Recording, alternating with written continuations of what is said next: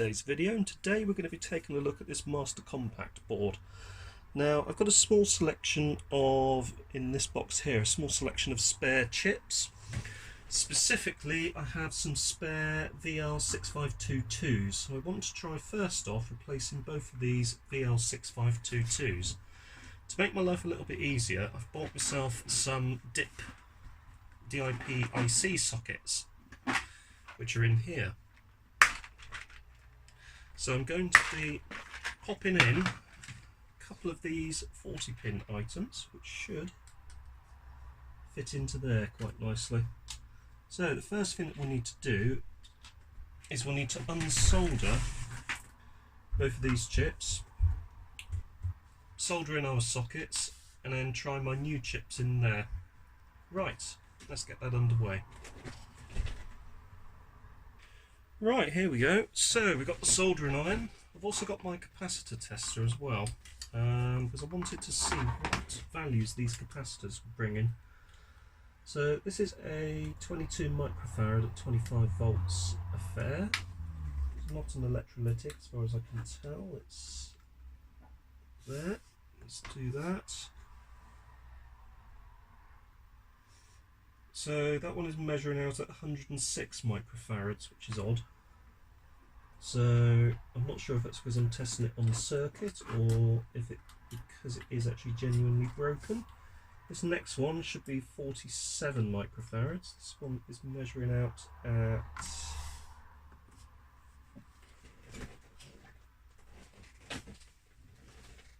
let that go through. That one is measuring out, if it comes through, at 39.11 microfarads.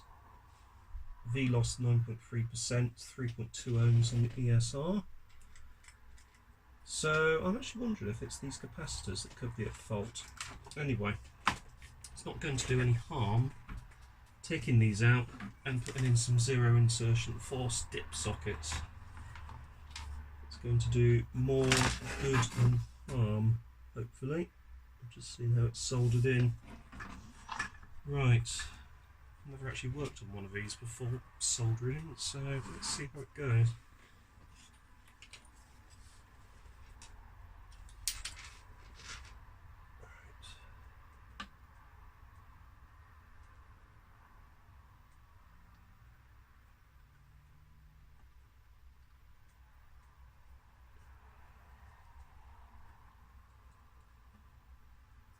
Oh yeah, that seems to be, I think that's working. It seems to be unsoldering.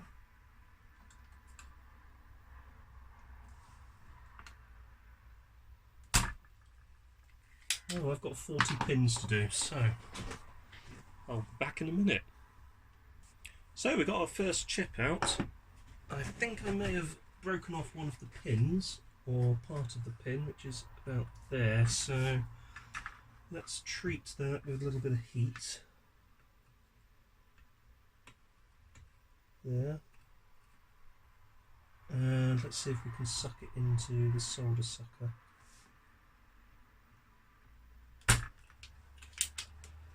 And I think that's actually cleared it.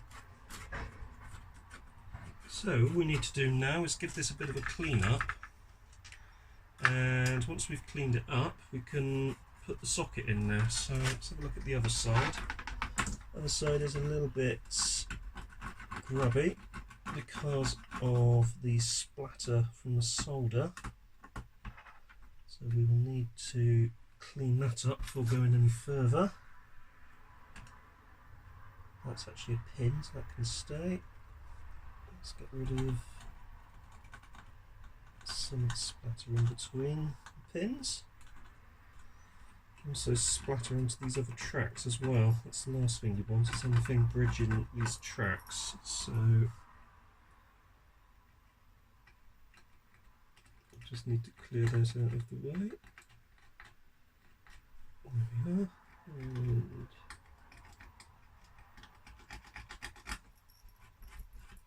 And there as well.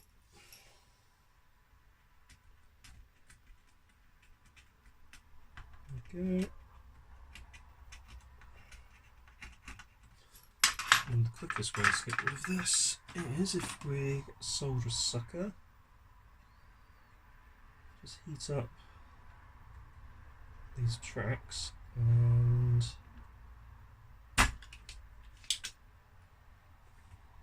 solder suck it out the way, which has actually worked there, funny enough.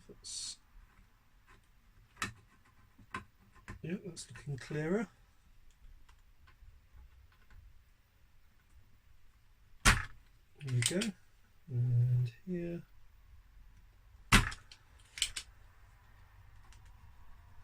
Some little bits around here as well. In fact, just doing this actually seems to clear a lot of it out of the way without actually having to use the sucker, which is good. It's actually removing some of the protective layer on the board itself, but that's not the end of the world. This probably isn't the best way to do this, but it seems to work for the moment.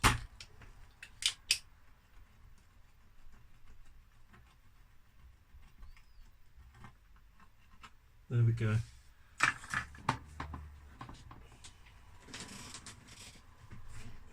Okay. Just a bit of alcohol on there. There we are. Give it a clean with some alcohol.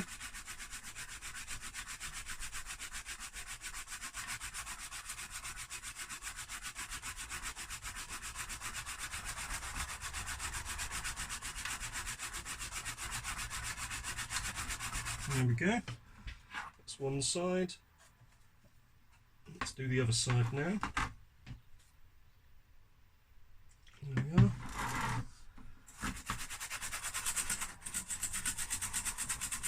Perfect. Looking good. Looking good. Right, I think we're ready for one of the ZIF sockets or dip sockets. So there's a little notch here, which I'll align with this notch here so that we can remember the orientation, get that correct, and hopefully that will just go straight in. I just noticed a bent pin there, so let's bend that back into shape. They are very flimsy, these pins, but hopefully once they're in I don't need to remove it at all. And they're not exactly expensive either, so there you go. Let's push that one in there. And ow, there we go. Let's actually just pop some of those out. It's a bit annoying. Let's bring it out again, see why it's deciding to do that. It's probably because the hole is not big enough.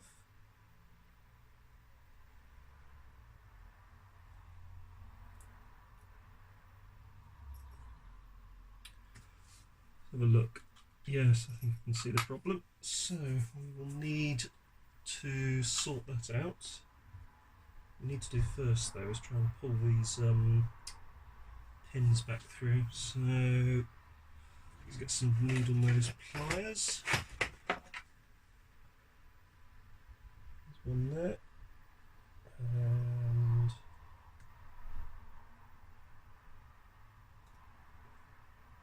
yep, that's done that one.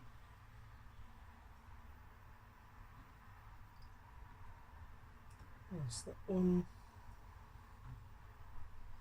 That one. And yes, I think that's it actually. So straighten those out. There we go.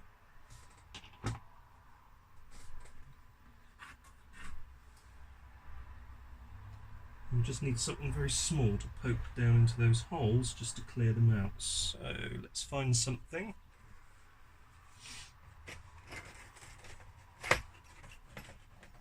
Something suitably small.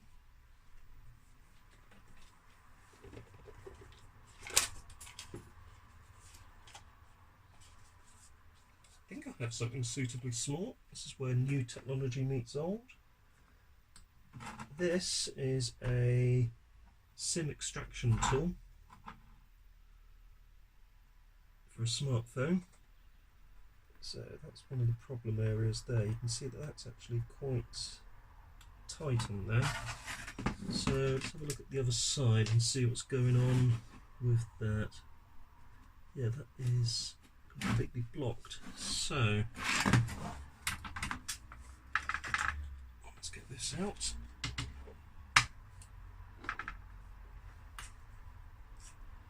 And let's pop the soldering iron over it.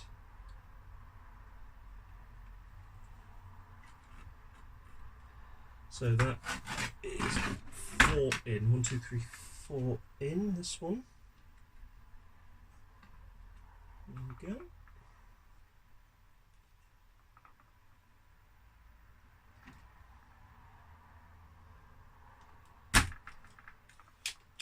Number 1 as well, let's do that one.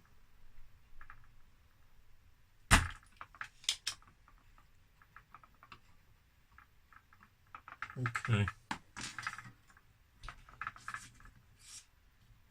Let's grab that again. That one's blocked. That one is goes through. Goes through. Goes through. Through. Through. Through.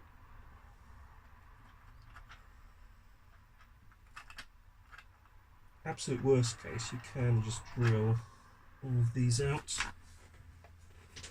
and that is always an option. Just need a very, very small drill bit to do so.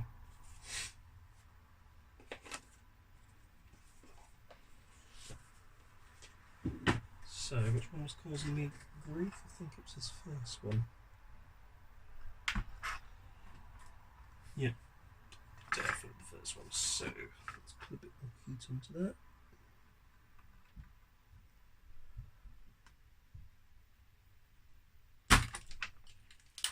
Okay.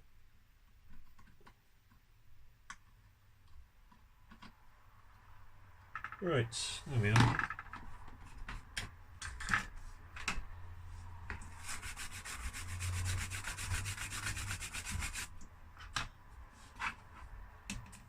Yeah, there's definitely something caught in number 1. So let's see if I can twist that around a little bit.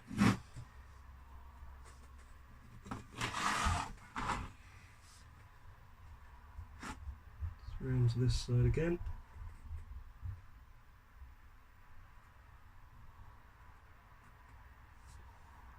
See what happens if we put the ZIF socket in there.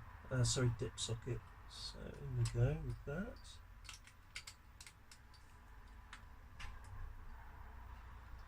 I think this side was absolutely fine. It was this side that was causing us the issues, if I remember rightly.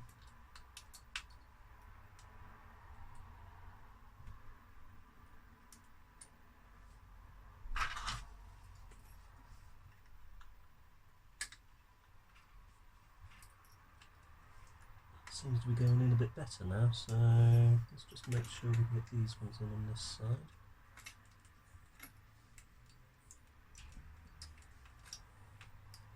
Once those are in, I should be able to feed these ones in.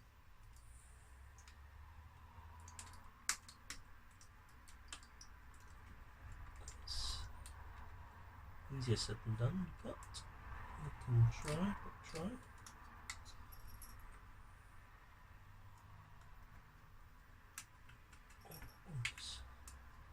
That one's disappeared into itself.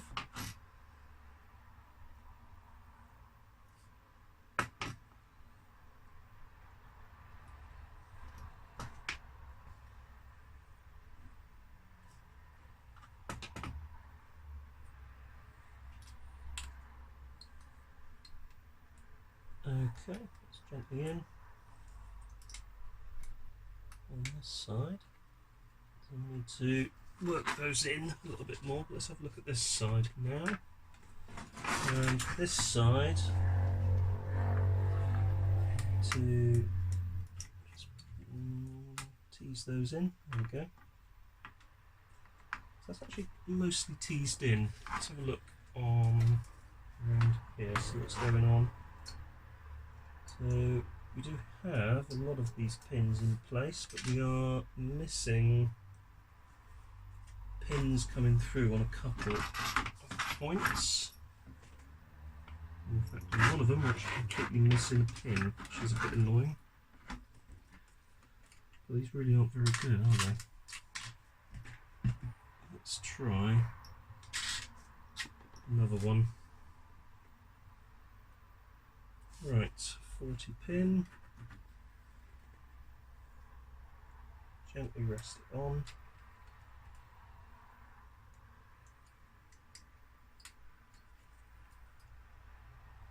It's a bent pin already. Oh, that's bent it even more. These are quite cheap and nasty. These are not very good at all actually, but we've got them, so let's see if we can work with them. Okay.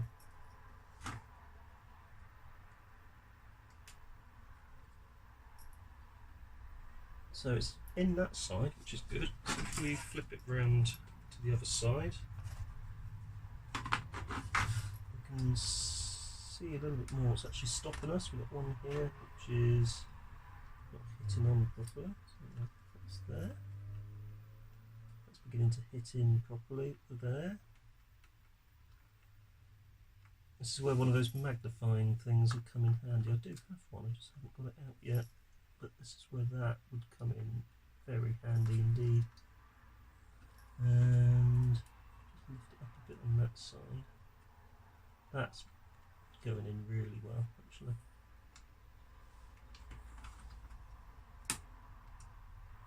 Oh, it's done it again with those ones.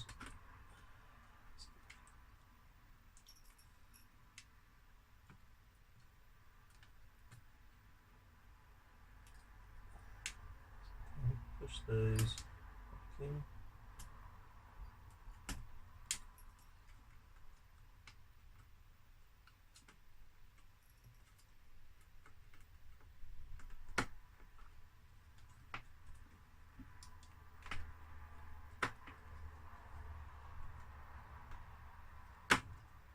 And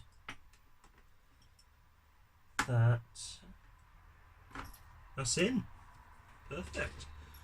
So, flip her over. Let's have a look at the other side. Let's see how things lie. We have all of the pins. Let's grab a blob of solder. Find my solder. Do have solder somewhere? There it is. So, starting with this one. There we are, that's that. So with this, I think we need to check it goes through to the other side as well, because of the way it is constructed. So hopefully it will penetrate through. So I don't think there's much I can do on the other side.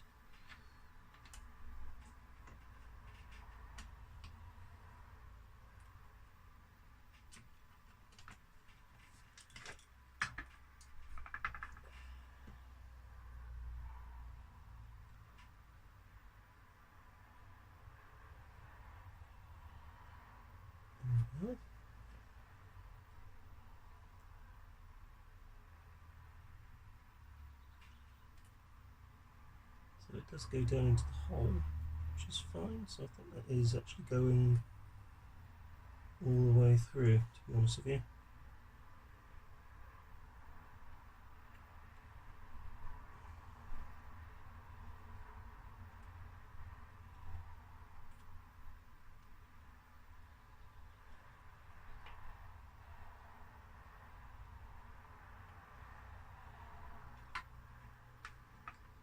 Anyway, I will be back once I've got all of those soldered back on.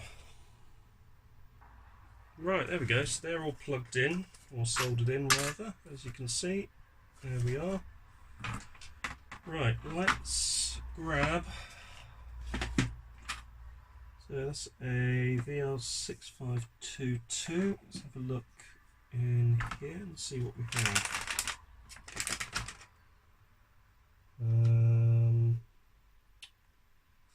That's a 6502. Another 6502.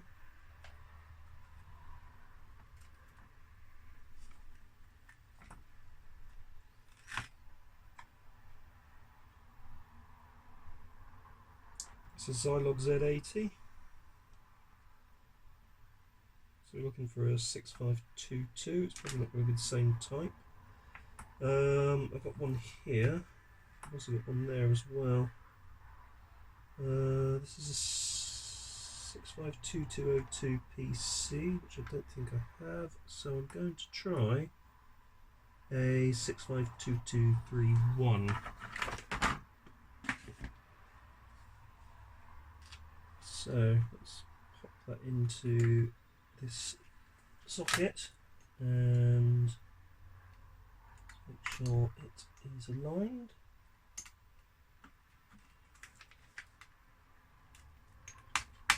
And whoops.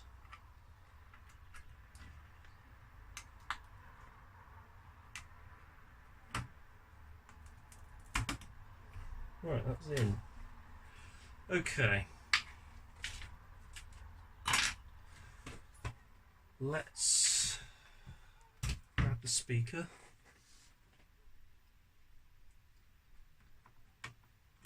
Like so. Let's pop that over there. Let's grab the keyboard.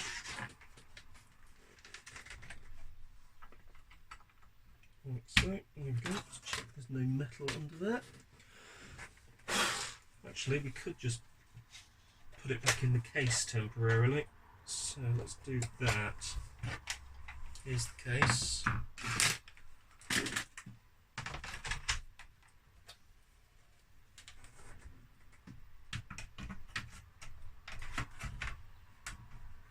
There we go, that's back in. Let's put the speaker back in there temporarily. Pop in the power, sorry, the speaker cable. Plug the keyboard back in. And let's grab the 5-volt power supply. In other words, this big monster. So I'll pop that onto my lap. I think I've got power cable. I have a power cable. That's ready to go. Pop the power cable in.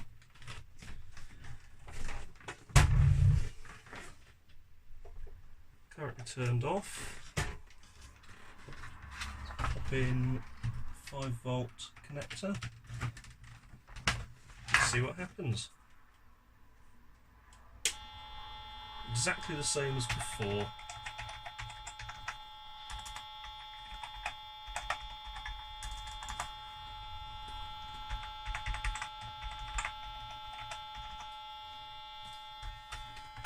Yep, as expected. Exactly the same as it was before.